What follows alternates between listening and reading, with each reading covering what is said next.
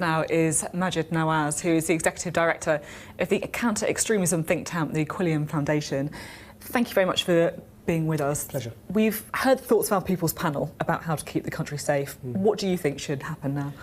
I think, first off, and we're headed to a general election, I think that any politician that calls for scrapping the government's counter-extremism policy in this climate, I would say, is not only naive, perhaps slightly opportunistic, but certainly dangerous. And that's PREVENT that you're talking about specifically? Yes, PREVENT is the government's counter-extremism policy. It's not perfect, but at the end of the day, it's better than nothing. It's designed to try and empower and galvanise communities against the extremists. And, you know, if we are, as I believe we are, in the midst of a jihadist insurgency, no insurgency can survive without a level of sympathy within its host community. We saw that with the troubles in Northern Ireland as well.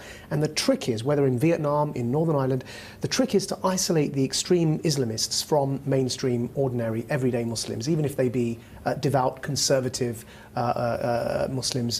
They're not extremists. And the key is to isolate the Islamists. To do that, we need PREVENT working in the communities, and we need voices who are challenging extremism from within Muslim communities. And do you think that's happening enough at the moment?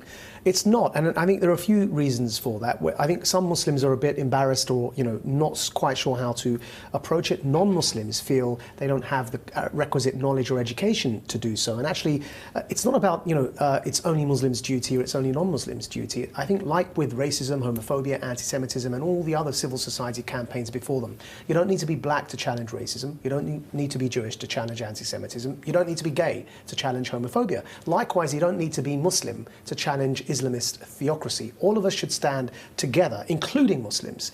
And as we gladly receive from wider society support against racism, support against anti-Muslim bigotry, it's not apologia for mainstream society to support us against anti-Muslim bigotry. Likewise, we should reciprocate and support mainstream society against Islamist theocracy. That's what solidarity means.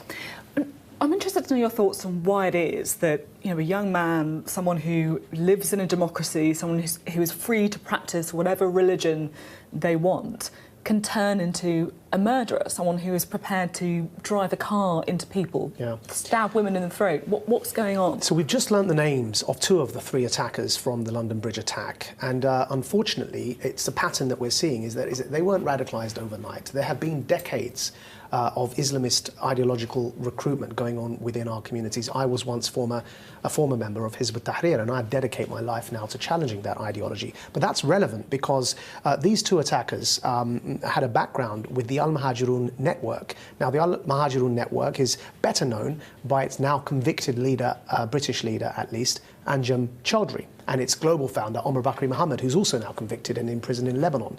Al-Muhajirun as a network was for a long time in the UK seen as a bunch of clowns who weren't really taken seriously. It turns out that they were effectively ISIS in Britain. So Anjem Choudary was convicted for swearing allegiance to ISIS. But Al-Muhajirun is in fact a splinter group from my former group, Hizb ut-Tahrir. And Hizb ut-Tahrir is legal, and rightly so. It's not a terrorist organisation, but it is an extremist organisation. And these groups have been recruiting and ideologically indoctrinating people in our communities for decades. Ideas such as the fact we need to establish a caliphate and implement Sharia as law over society anywhere in the world. Ideas such as homophobic ideas, anti-women ideas, anti-Semitic ideas. These are preached from within our mosques on a, I wouldn't say on a sort of a majority basis, but too many times we hear these sorts of ideas preached in mosques, like Didsbury Mosque in Manchester, where the Manchester attacker came from. They've hosted hate preachers. But what do you do, though, if you know that someone has an extremist ideology? I mean, a lot of these people have been flagged up to the security services before, but they haven't committed a crime. Yeah. What happens? This is where the politicians need to get involved. And frankly, whether it's Andy Burnham in Manchester saying the PREVENT policy could be changed or removed, or whether it's Theresa May, you know, it's not just about Labour, Theresa May and the Conservative government not doing enough to implement policy that's already there. She's now changed her tone. But really, the truth is that it's been over a decade since the 7/7 attacks. And believe it or not, Sophie, we still don't have a centrally appointed counter-extremism coordinator with teeth, accountable to the Prime Minister, responsible for coordinating counter-extremism policy across all government departments. Currently, the MOJ, the Ministry of Justice, doesn't know what the Communities and Local Government Department is doing in the communities. The Communities Department doesn't know what's going on in the prisons.